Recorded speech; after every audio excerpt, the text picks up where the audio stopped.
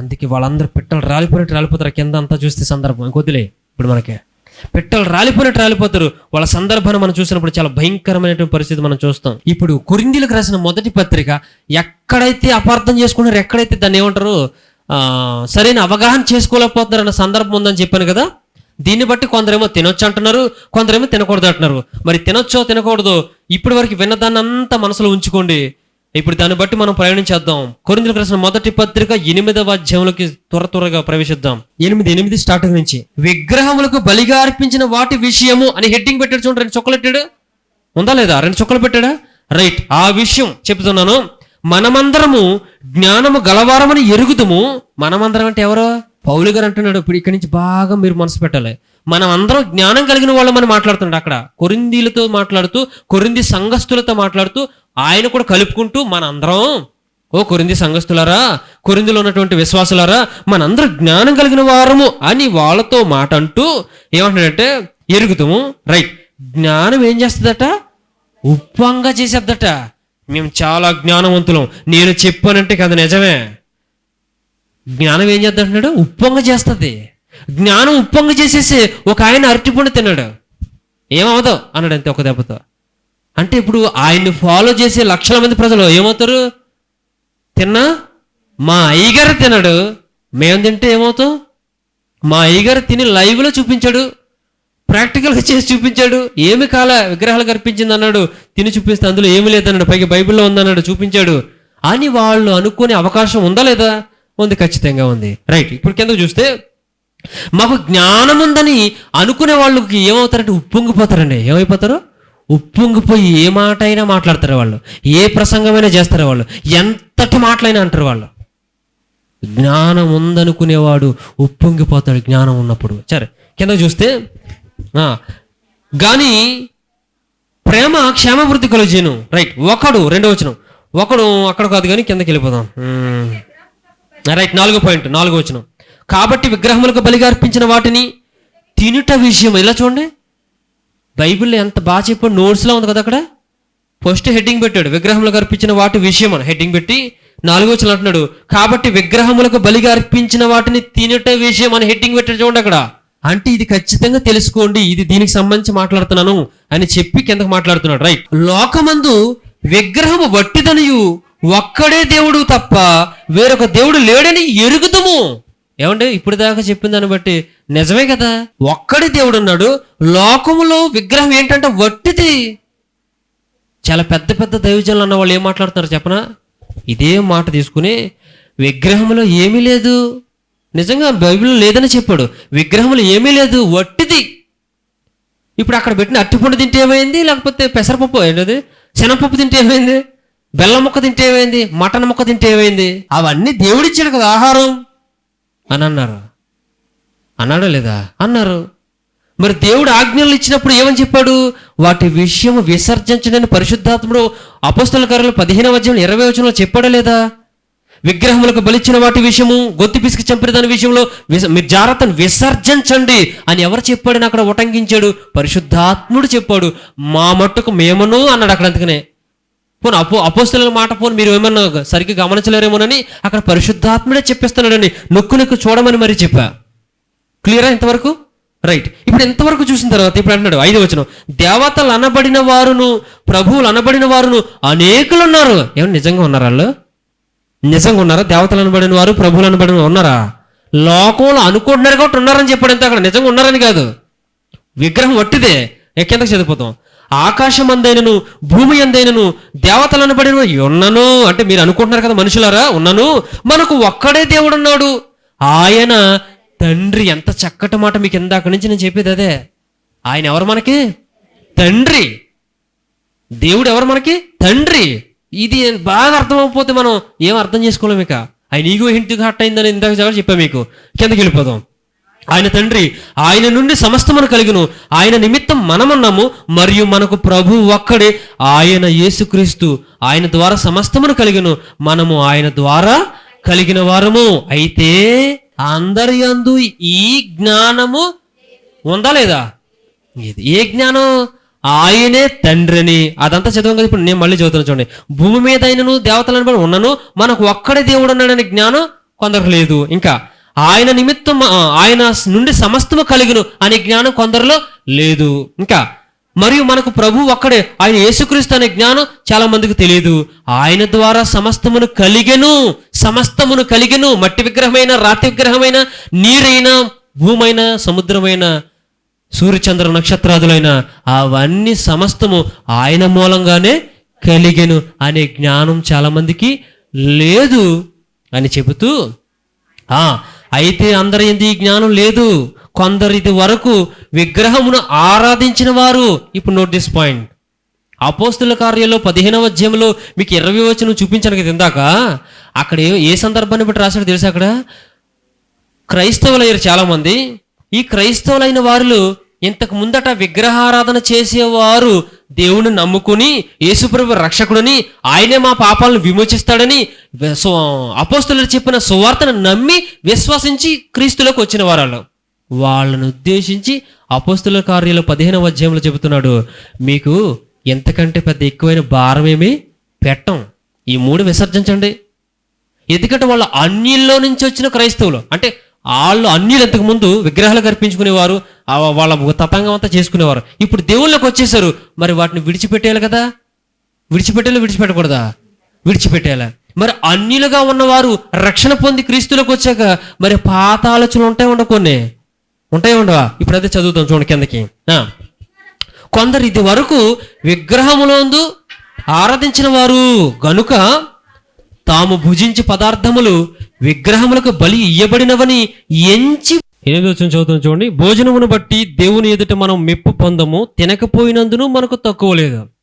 అంటే ఈ భోజనం అంటే విగ్రహాలు అర్పించిన వాటి తిన్నా తినకపోయినా మనకేం మెప్పేమీ రాదు. కిందకి వెళితే తినకపోయినందున మనకు తక్కువ లేదు, తినినందున మనకు ఎక్కువ లేదు. అయినను మీకు కలిగిన ఈ స్వాతంత్ర్యం వలన బలహీనులకు అభ్యంతరము కలగకుండా చూచుకోండి. ఇప్పుడు మనకేముంది స్వాతంత్రం? తిన్నా నష్టం లేదు, తినకపోయినా పర్వాలేదు. కాకపోతే మనకి ఈ జ్ఞానం ఉంటే తినొచ్చు, వట్టిదే ఏమి లేదంటే తినొచ్చు. కానీ ఒకవేళ నువ్వు తిన్నావు, నీకుంత జ్ఞానం, మరి నిన్ను చూసేవాళ్ళు అనేక మంది ఉన్నారు కదా. బలహీనులు అనేటువంటి అప్పుడే విగ్రహాలను విడిచిపెట్టి నిజ దేవుణ్ణి అంగీకరించి దేవుళ్ళలోకి వచ్చిన వాళ్ళు ఉన్నారు కదా. వాళ్ళు బలహీనమైన మనసుతో ఉండి వారు ఇది వరకు అని ఉంది చూడండి. అక్కడ 7వ వచనం, అయితే అందరి యందు ఈ జ్ఞానం లేదు, కొందరు ఇది వరకు విగ్రహమును ఆరాధించిన వారు గనుక వాళ్ళు బలహీనమైన మనసాక్షితో ఉంటారు. ఇప్పుడు 8వ వచనం ఏమంటున్నాడు? భోజనమును బట్టి దేవుని ఎదుట మనం మెప్పు పొందాం. ఇప్పుడు ఏం చేస్తారంటే మీరు 9వ వచనం, అయినను మీకు కలిగిన ఈ స్వాతంత్రం, మనం తినచ్చు, తినకపోయినా నష్టం లేదు, తిన్నా నష్టం లేదు, తినకపోయినా నష్టం లేదు. అయితే నువ్వు చేసి ఈ పని, నేను చేసి ఈ పని వల్ల మీరు అందరూ నా దగ్గరకు వచ్చి వాక్యం వింటున్నారు. మీరు ఇది వరకు విగ్రహాలను అర్పించి మొన్ననే 1 సంవత్సరం 2 సంవత్సరాలు 3 సంవత్సరాలు అయ్యింది ప్రభువుని నమ్ముకుని ప్రభువులో కొనసాగుతున్నారు. ఇప్పుడు మీకు ఏం జరుగుతుంది? నేను తినేస్తున్నాను అనుకుందాం. విగ్రహాలకు అర్పించిందని నేను తినేస్తున్నాను. బాగా మనసు పెట్టండి. విగ్రహాలకు అర్పించిందని నేను తినేస్తున్నాను. మీకేమనిపిస్తుంది? అశోక్ గారు తినేస్తున్నారంటే ఆయన బైబిల్ జ్ఞానం తెలుసు కాబట్టి విగ్రహాలు బట్టి అన్నాడు, ఆయన తినేస్తున్నారంటే మనం కూడా తినొచ్చు అనేటువంటి బలహీనమైన మనసాక్షి కలిగిన వారు ఖచ్చితంగా తినడానికి ధైర్యం వస్తుంది కదా వాళ్ళకి. అదే చెప్తున్నాడు ఇక్కడ. ఎందుకంటే వాళ్ళు ఇది వరకు అది చేసి ఉన్నారు కాబట్టి. ఇక 10వ వచనంకి వెళ్ళిపోదాం. మనకి స్వాతంత్రం ఉంది, తినొచ్చు తినకపోవచ్చు. మనకి స్వాతంత్రం ఇచ్చాడు దేవుడు. ఎందుకంటే వట్టివి కాబట్టి తిన్నా నో ప్రాబ్లం అన్నాడు. కిందకి వెళ్ళిపోతుంటే బలహీనులకు అభ్యంతరము కలగకుండా చూసుకోండి. ఇప్పుడు మీలో ఎవరు బలవంతుడు ఎవరు బలహీనుడు నాకేం తెలుసు? రైట్, పోనీ ఏం తెలుసు అనుకోండి. పోనీ నిజంగా మీరు అందరూ బలవంతులు అనుకుందాం, నా అంతటి జ్ఞానం మీకు ఉండాలిగా. రెండోది, పోనీ మనకుంది, మనం బయటికి వెళ్తున్నాం, సువార్త చేస్తాం, లేకపోతే బయటికి వెళ్తున్న విశ్వాసులు మనకి యాడ్ అవుతుంటారు, వాళ్ళు బలహీనులు కదా.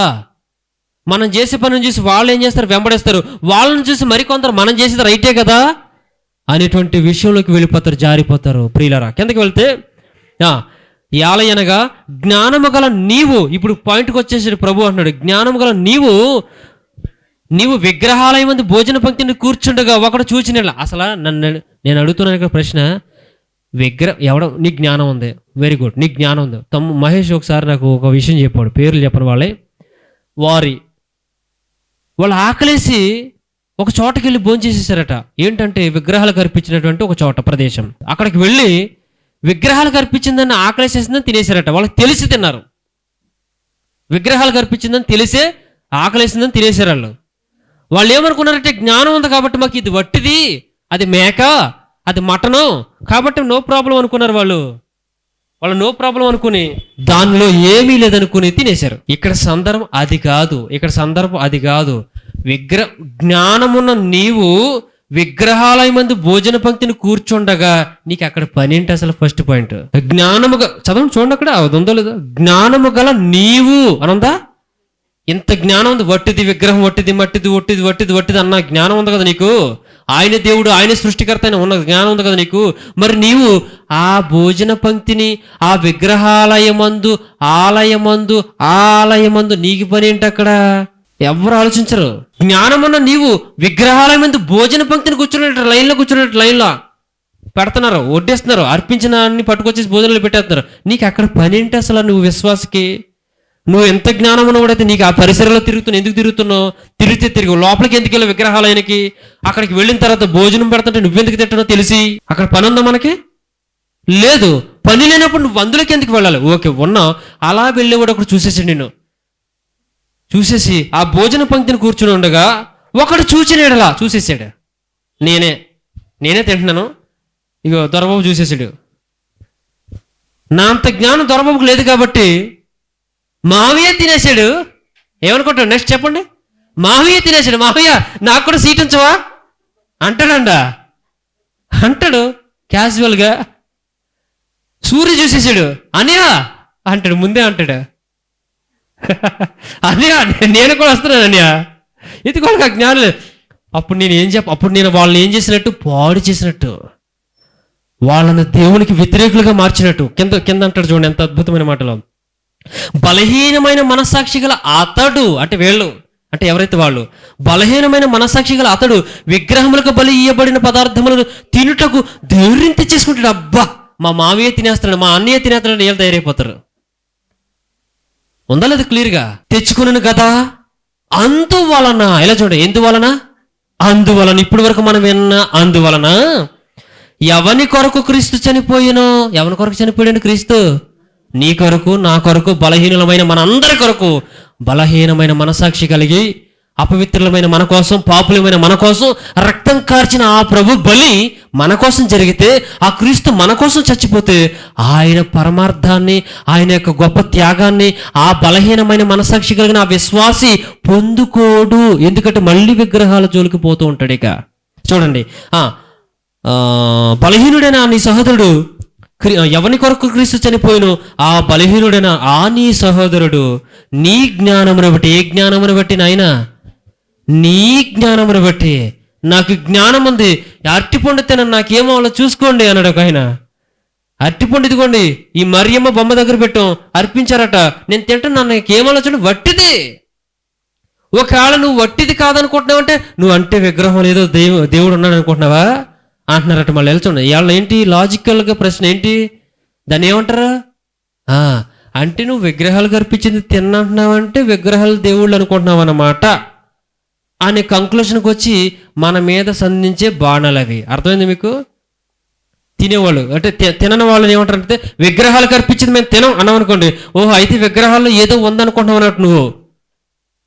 కాబట్టి వట్టివని దేవుడే చెప్పాడు. చూసావా బైబిల్లో ఉందా లేదా? ఉంది. మరి ఇంత చక్కగా వివరించుకుంటూ రావాలో వద్దా? రావాలి. స్వాతంత్రం ఉందా? తినొచ్చు. అక్కడ తిన్నా నష్టం లేదు, తినొచ్చు అని చెప్పలే. తిన్నా ఏమవుదో తినపోని ఏమవుతుంది అన్నాడు అక్కడ. అని నీకు కలిగిన ఈ స్వాతంత్రాన్ని దుర్వినియోగం చేయకు. ఎందుకంటే నువ్వు జ్ఞానవంతుడివే. నువ్వు తినడం వల్ల నీ వెనక లైన్ కడతారా? నీ వెనక లైన్ కడతారు. అందరూ తింటే ప్రారంభిస్తారు. అప్పుడు ఎవరి కొరకు క్రీస్తు చనిపోయినో ఆ పరమార్థం పోతుంది, వాళ్ళ నాశనానికి వెళ్ళిపోతారు. అప్పుడు నీ ఈ జ్ఞానమును బట్టి మేము తినేసాం, వట్టిది మటన్ అక్కడ చూడగా నోరు ఊరేసింది అంటే అసలు ఏంటో చెప్పని వీళ్ళు కక్కుర్తి ఫెలోస్ అనమాట. వీళ్ళని ఏమనాలో తెలుసా? అయినా సరే తినొచ్చు, తింటే ఏమవుదు అంటారు వీళ్ళు. ఏమంటారు వీళ్ళు? తిన్న ఏమవుతాయా? విగ్రహం వట్టిదని చెప్పాడు చూసారు. కొరింథీయులకు రాసిన మొదటి పత్రికలో చూడండి 8వ అధ్యాయంలో రాశాడు ఎంత క్లియర్గా. తిన్నా ఏం కాలేదు అంటే వీడికి ఏమైనా రుచి మీద ఉంది. మటన్ భలే ఉంటుంది, పోతులు వేస్తారు వాళ్ళు. ఏమేస్తారు? మటన్ వాళ్ళు పోతులు వేస్తారు, బలమైన పోతులు వేస్తారు, భలే ఉంటుందిరా మాంసం. వీళ్ళు ఏమంటారు, ఇలా తిండిపోతులైనను దేవుని రాజ్యానికి వారసుడి కాడన్నాడు. మరి ఆ మాట గుర్తుంచుకోవాలి. తిండిపోతులైనను, విగ్రహార్థికులైనను, దొంగలైనను, అబద్ధములు ఆడువారైనను, వ్యభిచారులైనను దేవుని రాజ్యానికి వారసులు కారు. అంటే వీళ్ళు తింటే ఏమైంది, తినేస్తాం, జ్ఞానం ఉంది, వట్టిది అంటే వీడికి మూలలు ఏముందంటే లోపల తినేయాలి. మటన్ చాలా బాగుంటుంది వాళ్ళది. కక్కుర్తి మొహాలు ఇవి. నేను ఇలా అంటున్నాను, దయచేసి ఎవరైనా తినేవాళ్ళు ఉంటే లైవ్లో చూసేవాళ్ళు ఏమీ అనుకోవద్దు. బైబిల్ని బట్టి అన్నాను తప్ప మిమ్మల్ని అనాలని ఎవరిని అనలేదు. ప్రియులారు, అర్థం చేసుకోండి. ఇలాంటి వారికి వర్తిస్తుంది అన్నమాట. ఇలాంటి వారికి తిన్న ఏం కాదు, వట్టిదంటే నువ్వు ఏదైనా ఉందనుకుంటున్నావా విగ్రహాల్లో అనేటోళ్ళ గురించి. ఇప్పుడు కిందకి ఇంకా కొన్ని మాటలు చదువుతూ చూడండి. ఇలాగూ సహోదరులకు విరోధముగా పాపము చేయటం వలన. ఇప్పుడు ఎవరు చేస్తున్నారు? మనం ఏం చేస్తున్నప్పుడు నేను నన్ను తీసుకోండి, జ్ఞానం ఉందనుకుంటున్నాను కదా, నేను తినేస్తే నా ఈ జ్ఞానం ఎంతమందిని చెరుపుతుంది? పోను చెరిపేస్తుంది. ఇప్పుడు నేనేం చేస్తానంటే అంతమందిని చెరిపిన పాపిని అవుతున్నాను నేను. అదే మాట చూడండి అక్కడ. ఎలాగూ సహోదరులకు విరోధముగా పాపము చేయటం వలనను. సహోదరులకు విరోధంగా నేను పాపం చేస్తున్నాను. నాకు జ్ఞానం ఉంది, నాకు స్వాతంత్రం ఇచ్చాడు దేవుడు. తిన్నా ఏం కాదు, తినకపోయినా ఏం కాదు. కానీ బలహీనమైన మనసాక్షి కలిగినటువంటి సోదరులు ఉన్నారు.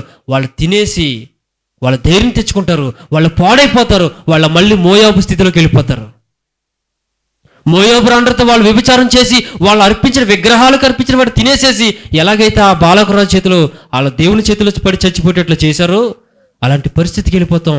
ఇప్పుడు ఇంతమందిని అలా తీసుకెళ్ళిన నేనే అవుతున్నప్పుడు ఏ జ్ఞానాన్ని బట్టి? ఈ జ్ఞానాన్ని బట్టి అన్నాడు అక్కడ. అందుకే అన్నాడా లేదా? మరి ఆ జ్ఞానాన్ని బట్టి అలా తీసుకెళ్ళిపోతే ఏమైపోతారంటే అందరూ కూడా పాపం. అంటే నేనేమవుతున్నాను? పాపిని అవుతున్నాను. ఇప్పుడు బైబిల్ ఏం చెబుతుంది? విగ్రహములకు అర్పించిన వాటిని తినుట బైబిల్ పాపమని చెబుతుంది. క్లియర్. తినటం పాపమని చెబుతుంది. ఆ కిందకి చదువుకుంటూ పోతే వారి బలహీనమైన మనస్సాక్షిని నొప్పించుట వలనను. అక్కడ ఒకటని అంకేసింది చూడండి. ఒకటే ఉందా? గాయపరుచుట వలనను మీరు క్రీస్తునకు విరోధముగా పాపము చేయువారగుచున్నారు. ఓ జ్ఞాని, మటన్ కోసం ఆశపడవు అజ్ఞాని. ఏం పర్లే, ఫీల్ అయ్యే పర్లే. బైబిల్ క్రీస్తు ఫీల్ అవుతుంటే అంతకంటే వీళ్ళంతండి. దేవుడు ఫీల్ అవుతుంటే అంతకంటే గొప్పలో మనం. ఆయన స్వరక్తం ఇచ్చి, ఆ పరిశుద్ధమైన రక్తం ఇచ్చి వీళ్ళందరూ కాపాడితే ఆ బలహీనలను నువ్వు పాడు చేస్తావా? అరటి పండ్లు ఏమి లేదు, బొమ్మ మంది పెట్టిన ఏమి లేదు. అక్కడ సెన్స్, ఏ సెన్స్? అక్కడ దేవుడికి హట్ అవుతున్నాడు. అక్కడ విగ్రహంలో లేదు, ఏమి లేదని రాశాడు, వట్టిదే. కానీ అది స్వాతంత్రం ఉంది, తినకపోయినా ఏమో కాదన్నాడు. కానీ నువ్వు అలా చేయడం వల్ల ఎంతమంది పాడైపోతున్నారు, అక్కడ పాడు అవుతారని చెప్పాడు. ఇంత క్లియర్గా ఉంటే ఇంకేం అర్థం కావట్లేదు వీళ్ళకి? ఏం అర్థం కావట్లేదు? ఇంత క్లియర్గా ఉంటే ఏం అర్థం కావట్లే? పెద్ద పెద్దోళ్ళు ఉన్నారండి. ఇక కింద ముగింపు మాట చూడండి, ఎంత అదిరిపద్దులు. అందరూ వాచిపోయి మాట చూపిస్తాను చూడు. ఇప్పుడు కింద వాళ్ళు చదవలేదేమో మరి. 13 వచ్చిన, కాబట్టి భోజన పదార్థముల వలన నా సహోదరునికి అభ్యంతరము కలిగిన ఎడల నా సహోదరునికి అభ్యంతరము కలుగ చేయకుండుటకై నేనెన్నటికి. అబ్బబ్బా, ఏ మాటని గోబ గుయ్యమని పోవాలి. ఇది తినేవాళ్ళందరికీ తినొచ్చు, పర్లేదు అనేవాళ్ళందరికీ, తిన్న ఏం కాదు వట్టిదనే వాళ్ళందరికీ గోబ గుయ్యమని పోవాలి. ఎందుకో చెప్పనా? అసలు మాంసం తినడం వల్లే కదా ఇన్ని గొడవలు వస్తున్నాయి, ఇన్ని ఆటంకాలండి.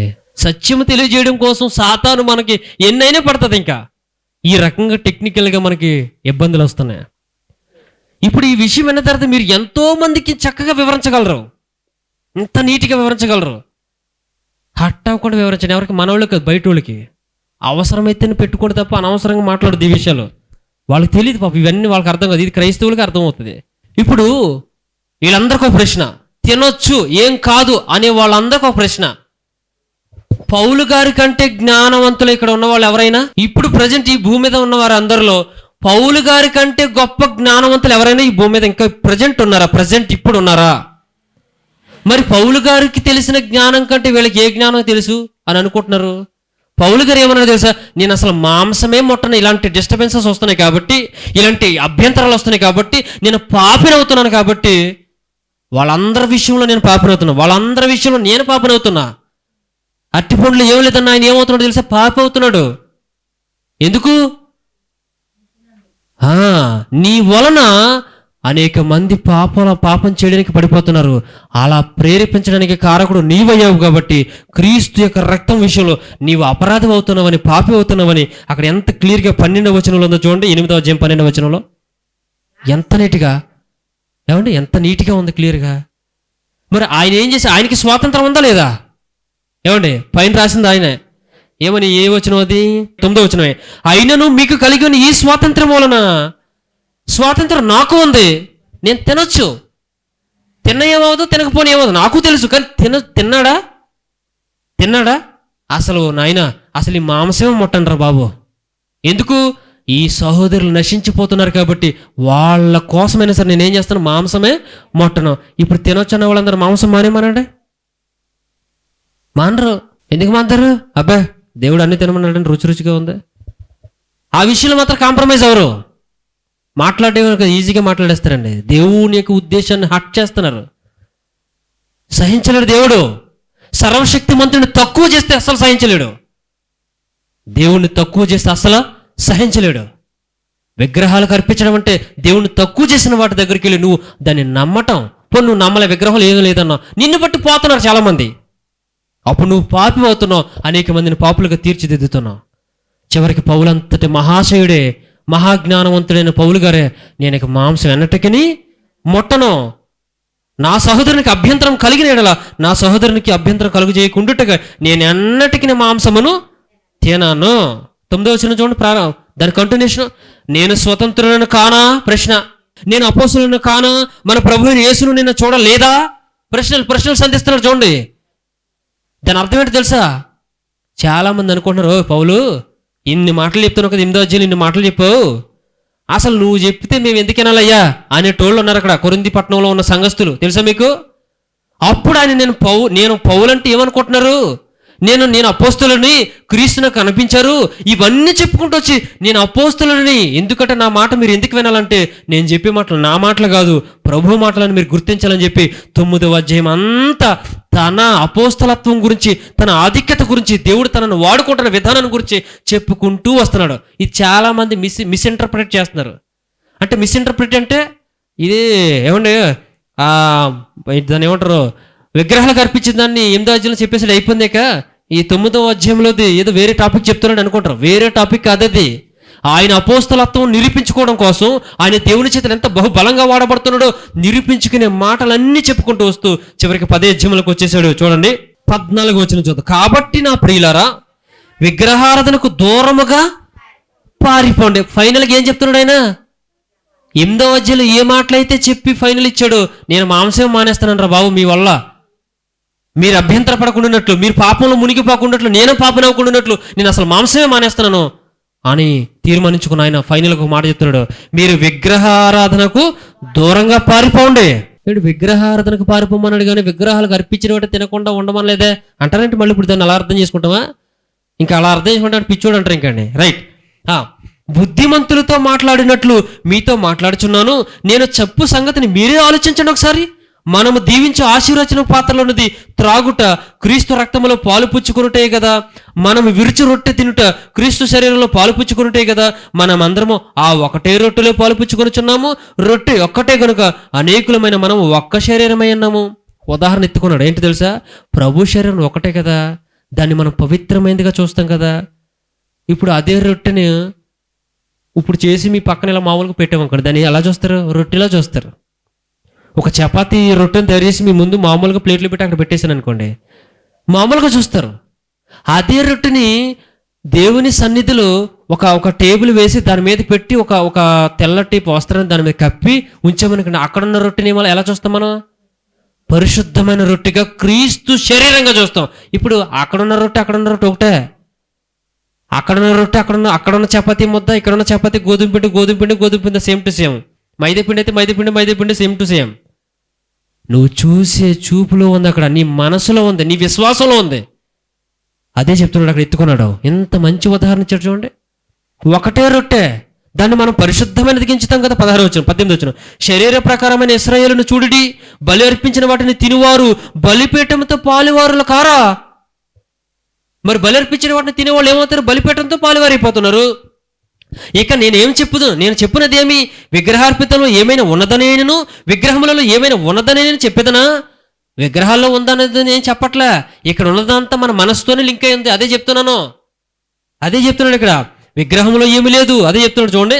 లేదు కానీ ఆ అన్యజనులు అర్పించు బలులు దేవునికి కాదు దెయ్యములకి అర్పించుచున్నారని చెప్పుచున్నాను. అంటే ఇప్పుడు ఏంటి, వాళ్ళు అర్పించేది ఏదో రొట్టె అనుకోకుండా దాన్ని వాళ్ళ దెయ్యాలకు ఉద్దేశించి చేస్తున్నారు. అది వాళ్ళు నిజంగా అది దేవుడు అనుకుని అర్పిస్తున్నారు, వాళ్ళు నిజంగా అవి ఉన్నాయనుకుని అర్పిస్తున్నారు. వాళ్ళు పెట్టింది నువ్వెందుకు తినాలా? వాళ్ళు ఉందని నమ్మేవాళ్ళు, నువ్వు లేదని నమ్మేటోడివి. అంటే నువ్వు వాళ్ళ అవిశ్వాసులు, నువ్వు విశ్వాసివి. విశ్వాసికి అవిశ్వాసితో పాలెక్కడిది? అలాంటి విషయాల్లో జోక్యం చేసుకోనకూడదు కదా అని చెబుతూ కిందకి మనం వెళ్ళిపోతే 20 లేదు కానీ అన్ని జనులు అర్పించి బలులు దేవునికి కాదు దెయ్యములకి అర్పించుచున్నారని చెప్పుచున్నాను. మీరు దెయ్యములతో పాలువారవుట నాకు ఇష్టం లేదు. ఇంత క్లియర్గా ఉందిగా తినొద్దని. రైట్, ఇంకా ముందుకెళ్దాం. 21 మీరు ప్రభు పాత్రలోనిది దెయ్యముల పాత్రలోనిది కూడా త్రాగనేరరు. ప్రభు బల్ల మీద ఉన్న దానిలోను దయ్యముల బల్ల మీద ఉన్న దానిలోను కూడా పాలు పొందనేరరు. ప్రభువుకు రోషం పుట్టించుదరా? ప్రశ్న ఏమన్నాడన్నమాట? ప్రభువుకు రోషం పుట్టించుదామా మనం? ఓ పక్కనేమో ప్రభు బలలో చేయేస్తున్నారు, ఓ పక్కనేమో ఎవరన్నా పిలిచి మీకు రండి మేము పెడతామంటేనేమో అర్పించిన వాటిని తినడానికి సిద్ధమైపోతున్నారు. రెండిట్లో పాలు భాగస్తులు అవుతాం మనం అంటూ కిందకు వస్తే మనం చూసారా, ఆయనతో మనం పెట్టుకోలేం కదా. ఇప్పుడు 27 వచనంకి వెళ్ళిపోతాం, క్లారిటీ ఇస్తాను. అవిశ్వాసాలలో ఒకడు మిమ్మును విందునకు పిలిచినప్పుడు వెళ్ళుటకు మీకు మనసుండినలా మీకు వడ్డించినది ఏదో దానిని గురించి మనస్సాక్షి నిమిత్తం అంటర్లైన్ చేసుకుంటాను. మనస్సాక్షి నిమిత్తం ఏ విచారణ చేయక తినండి. నీకు ఏం వడ్డించాడు? నీ ఫ్రెండ్ పిలిచాడా? వెళ్ళు, ఏమైనా వడ్డించాడు ఇంకో తినేసి వచ్చే నోరు మూసుకుని. అరే ఇది ఏంటంటావు, విగ్రహాలకు అర్పించారంటావా అర్పించలేదంటావా? అడక్కో. నీ ఫ్రెండ్, స్నేహితుడు, బంధువులు, రక్త సంబంధికులు పిలిచారు, పెడితే తినేసి వచ్చే. కానీ ఏం పెట్టారు, ఎందుకు పెట్టారు, ఎలా పెట్టారు అని అడిగే మనసు ఉంటే నువ్వు తినొద్దు. మీకు పాయింట్ చెప్పనా, మనకు ఆల్రెడీ ఆ మనసుతోనే వెళ్తాం. ఇటు బలి అర్పించుంటాడంటావా లేదంటావా, వీళ్ళు అన్యులు కదా, ఖచ్చితంగా సెన్స్తో ఉంటాం.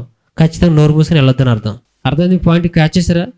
మనం అన్యులు పిలిచాడు, ఆడు మన ఫ్రెండ్ లేకపోతే మన బంధువులు, మన రక్త సంబంధికులే, దేవుడు నమ్ముకోలే, వాళ్ళ పిలిచి పెడుతున్నారంటే ఖచ్చితంగా అర్పించింది పెడుతున్నారంటావా లేకపోతే ఇంట్లో వాళ్ళకి సెపరేట్గా వండింది పెడుతున్నాడంటావా అనే ఆలోచన మనకు వస్తుందా రాదా? చాలా సార్లు వస్తుంది, ఖచ్చితంగా వస్తుంది. ఇప్పుడు ఆ ఆలోచన నీకు పుట్టిందంటే ఖచ్చితంగా నువ్వు అపరాధం అయిపోతావు, మళ్ళీ దేవుని విషయంలో అపరాధం అయిపోతావు. కాబట్టి వెళ్ళకూడదనే దానికే మనకి ఇక్కడ ఓటేస్తుంది ఎక్కువ శాతం బైబిల్.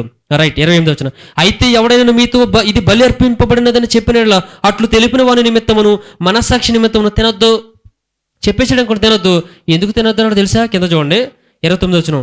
మనస్సాక్షి నిమిత్తం అనగా నీ సొంత మనస్సాక్షి నిమిత్తం కాదు, ఎదుటివాని మనస్సాక్షి నిమిత్తమే తినొద్దు. ఇది చాలా క్లిష్టంగా ఉంటుంది మీకు అర్థం చేసుకోవడానికి.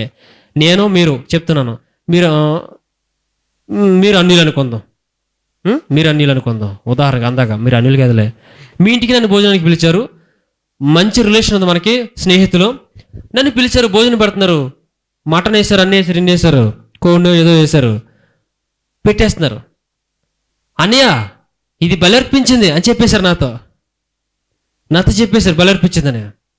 అప్పుడు నేను సడన్గా అమ్మా అని జడుచుకుని లేచిపోవాలి కదా మామూలుగా అయితే. అలా చేయడం ఎలాంటిదో తెలుసా? ఇక వెళ్ళిపోయి నువ్వు చేయి పెట్టేసిన తర్వాత లేచిపోయి బయట అమ్మో ఇది బలర్పించిందా అన్నాను నేను. అప్పుడు టక్కమని నా మనసాక్షి నిమిత్తం కాదది, మీ మనసాక్షి నిమిత్తం నేను లేచి వెళ్ళిపోవాలా. అక్కడ అదే చెప్తున్నాడు, నాకు తెలిసి అది వట్టిదని, ఏం కాదని. అది ఆహారం, మేక అది కోసారు, కోడది కోసారు, వండారు, మామూలుగానే వండారు. అందులో ఉప్పు కారం వేస్తారు, మనం ఇంట్లో ఉప్పు కారం వేసుకుంటాం. ఎందులో వేసినా పచ్చిమిరపకాయలు అన్నీ ఒకటే, టమాటాలు ఒకటే, అన్నీ ఒకటే. నాకు తెలుసు కానీ మీకు తెలియదు కదా బలర్పించారని మీరు చెప్పేశారు. కానీ ఇది బలర్పించి పర్లేదు కదా, ఏమనుకోక ఉన్నది అదే ఉంది, కూర కొద్దిగా వేసేసాం మరి ఏమనుకోకన్నారనుకోండి. అప్పుడు నేనేం చేయాలి తెలుసు, లేచి వెళ్ళిపోవాలి. ఎందుకంటే నా మనసాక్షి నిమిత్తం కాదు, మీ బలహీనమైన మనసాక్షి నిమిత్తం నేను తినకూడదు అక్కడ. ఎందుకో తెలుసా, నేను తిన్నాను అనుకోండి, ఎస్ మీరు చేసేది రైటేనమ్మా, బలి అర్పించిన ఏమి కాదు, చెయ్యండి, నేను తినేస్తాను, చేసేయండి. నెక్స్ట్ మటనా, వచ్చే నెల అదా, ఈ నెల ఏంటి, వచ్చే నెల ఏంటి, లిస్ట్ ఇచ్చేయండి, మాకు వచ్చేస్తాం, అందరం రెడీ అయిపోతాం అన్నాను లేదా? చూడండి అక్కడ మంచి మాట పదప్రయోగం చూడండి. నీ మనసాక్షి నిమిత్తమో కాదు కానీ, నీ సొంత మనసాక్షి నిమిత్తమో కాదు కానీ, ఎదుటివాని మనస్సాక్షి నిమిత్తమే ఇలాగ చెప్పుచున్నాను. ఎందుకంటే వాళ్ళ బలహీనులు, వాళ్ళు ఆల్రెడీ విగ్రహ సంబంధికులు, విగ్రహాలకు అర్పిస్తున్న వాటిని తింటున్నారు వాళ్ళు జాగ్రత్తగా ఉండాలంటే నువ్వు జాగ్రత్తగా ఉండాలని చెప్పి, ఎందుకనగా వేరొకరి మనసాక్షిని బట్టి నా స్వాతంత్ర విషయంలో తీర్పు తీర్చబడనేలా, నాకు స్వాతంత్రం ఉంది తినేయచ్చు, కానీ మళ్ళీ నేను అక్కడ అపరాధం అవుతున్నా, మళ్ళీ నాకు తీర్పు తీరుస్తారు దేవుడు. ఏమయ్యా వాళ్ళ బలహీనులు కదా, ఏమయ్యా పౌలు నువ్వు బలహీనులు కదా వాళ్ళు, మరి నువ్వు తినేస్తున్నావు, వాళ్ళు ఏమనుకుంటారయ్యా, పౌలు అంతటి మహాశయుడే క్రైస్తవుడు తినేస్తున్నాడంటే వాళ్ళు విగ్రహాలకు అర్పించిన వాటిని నీకు పెట్టారు, నువ్వు ఫ్రెండ్ అని వెళ్ళావు తినేసావు, వాళ్ళు ఏమనుకుంటారు, పర్లేదు అనుకుంటారు, విగ్రహాలకి పూజ చేసిన ఏమవుతుంది అనుకుంటారు, వాటికి అర్పించిన వాటి తిన్నా పర్లేదు అనుకుంటారు. మరి ఏమవుతావు, ఇప్పుడు ఎవరు దోష ఇక్కడ, పౌలు గారు దోష అయిపోతాడు. ఒకళ్ళు తింటే నేను తింటే నేను దోష అయిపోతాను. కాబట్టి వాళ్ళ మనసాక్షి నిమిత్తం నువ్వు దూరంగా వచ్చే, లేచిపో, చెప్పేశారంటే లేచి వచ్చే అంతే. అది బలర్పించిందని అన్నయ్య అన్నాడు కూడా లేచి వచ్చే అంతే. ఇంకా ఎందుకంటే వాళ్ళ మనసాక్షి బలహీనంగా ఉంది కాబట్టి అమ్మో తినకూడదమ్మా అని చెప్పి వచ్చేసావు. అప్పుడు అమ్మో అయితే వీళ్ళ దేవుడు నిజమా, వీళ్ళ దేవుడు నిజమైన దేవుడు అనుకుంటా, వాళ్ళంతా కట్టుబడి ఉంటారు అనేటువంటి విషయం అక్కడ పాస్ అవుతుంది సమాచారం. Okay clear. ఇక కిందకు వచ్చేస్తే ఒక మంచి మాట చూపించి నేను ముగించేస్తాను. ఇక 31 చూద్దాం. అక్కడ కృతజ్ఞతతో పుచ్చుకోండి అది గట్టని ఉంది కదా, కృతజ్ఞతతో పుచ్చుకోవడం అంటే ఇప్పుడు పై సందర్భాన్ని అంతా కూడా దాన్ని జస్టిఫై చేయాలి, అప్పుడే మనం చేయాలి ఆ పనులు. రైట్, కింద 31 వచ్చి, కాబట్టి మీరు భోజనం చేసినను పానము చేసినను మీరేమి చేసినను సమస్తమును దేవునికి మహిమకరంగా చేయండి, యూదులకైనను గ్రీసు దేశస్తులకైనను దేవుని సంఘమునకైనను, మాట ఉందా, ఆ మాట అండర్లైన్ చేసుకున్నారు, సంఘమునకైనను అభ్యంతరము కలుగ చేయకుడి, ఇలాగూ నేను కూడా స్వప్రయోజనమును కోరక అనేకులు రక్షించబడవలని వారి ప్రయోజనమే కోరుచు అన్ని విషయంలో అందరూ సంతోషపెట్టుచున్నాను, కాబట్టి నేను ఇక మాంసమే తినను. అర్థమైంది మీకు? నాకు స్వాతంత్రం, తినొచ్చు వట్టివే విగ్రహాలు, వాటి ముందు పెట్టిన కూడా ఆహారం తినొచ్చు, కానీ వాటి అర్పించారని తెలిసినటువంటి సెన్స్లో ఉన్నప్పుడు మనం తినకూడదు. తింటే కనుక బలహీనమైనటువంటి మనసాక్షి గల వారు పడిపోతారు, కాబట్టి మనం తినకుండా ఉండుటయే మంచిది, వారికి రక్షణ, నాకు మంచిది, నాకు రక్షణ, దేవునికి మహిమ, అదే చెప్తున్నాడు అక్కడ. కాబట్టి అందరికీ అన్ని విధాలుగా సంతోషపడుతున్నాడట. ఏంటి ఇక చివరికి నాయన అన్నయ్య మా ఇంటికి రావా అని బలి ఇచ్చేసామని చెప్పారు అనుకోండి, అమ్మ నేను నాన్ వెజ్ తిన కదా, మన సింపుల్గా అయిపోయింది అంతే, గొడవలేదు. అమ్మ నేను నాన్ వెజ్ తినను రా అన్నాడు, ఇక్కడికి బలిచ్చింది నీకెందుకు పడతాడు, పైగా తినొచ్చా తినకూడదా నిన్నెందుకు కొడతాడు, ఇక నాన్ వెజే తిన నేను, కాబట్టి నువ్వు పెట్టింది కూడా అన్నయ్య మరి ఏం చేయలేను అంటాం. పౌలు గారు చూడండి ఎంత తెలివిగా ప్రవర్తించాడు. మరి ఈ జ్ఞానం ఎంతోమందికి లేక ఇన్ని రకాల కొట్లాట్లు, విభిన్నమైనటువంటి అభిప్రాయాలు కలిగి సంఘాన్ని పాడు చేస్తున్నారు, సంఘాలను పాడు చేస్తున్నారు. కనుక ప్రియులారా, ఈ జ్ఞానం, నీకున్న ఈ జ్ఞానం అనేకులు నాశనం చేయకుండా కాపాడేలా చూసుకోండి. మనల్ని మనం రక్షించుకోవాలి. ప్రభుకు రోషం పుట్టించదమా పుట్టించకూడదు, అది అన్నట్టుకని తగదు. ఆవశ్యకమైన ఈ విషయం తప్ప ఇక ఏ విషయం మీకు చెప్పాలనుకోవట్లేదని చెప్పి పౌలు గారు క్లారిటీ ఇస్తున్నాడు. ఇప్పుడు దాకా విన్నదే మీకు అర్థమైంది అని నేను అనుకుంటున్నాను. అర్థమైంది, అర్థం కాలేదా? ఈ ప్రసంగం నిన్ను వారాలుగా, అంటే ఎంత టైం పడుతుందో నాకు తెలియదు, నేనైతే స్టడీ చేశాను, ఆలోచించాను, ఇవన్నీ ఆలోచించినప్పుడు చెప్పాలి. నేను గంటలో చెప్పేగల వివరణ కొన్నింటికి ఇవ్వాల్సి ఉంటుంది ఎక్కువ. మీకు అర్థం కావలేదు అనుకోండి, ఏదో చెప్పాలని ఏదో గంట ఏదో అర్థమేసి అవ్వలేదు అంటారు. నేను గంట చెప్పడానికి కాదు సిద్ధం, ఇక్కడ మీకు విషయం అవగాహన చేయాలి. కాబట్టి ఈరోజు ఇలాంటి సుదీర్ఘమైన ప్రసంగం, ఇది చాలా ప్రాథమిక పాఠం కాబట్టి ఖచ్చితంగా అందరూ నేర్చుకోవాల్సిన పాఠం ఇదే. చాలామంది పెద్ద పెద్ద వారే తప్పుగా ఇంటర్ప్రిట్ చేశారు, దీన్ని అవగాహన లేమితో చెప్పేశారు. సో దేవునికి మనం రోషం పుట్టించేవారుగా ఉండకూడదు. పౌలు గారి కంటే గొప్ప జ్ఞానులేమి వీళ్ళు ఎవరు కాదు. నాన్ వెజ్ మానేసాడిక, మరి నువ్వు మానవు చెప్పేస్తావు అన్నీ, తినండి పర్లేదు, ఏం పర్లేదు వట్టివి అన్నారంటే వాళ్ళు ఇంకా వాళ్ళ ఆత్మకు వాళ్ళే ఉత్తరవాదులు, సాక్షులు. కనుక ప్రార్థన చేసుకుందాం.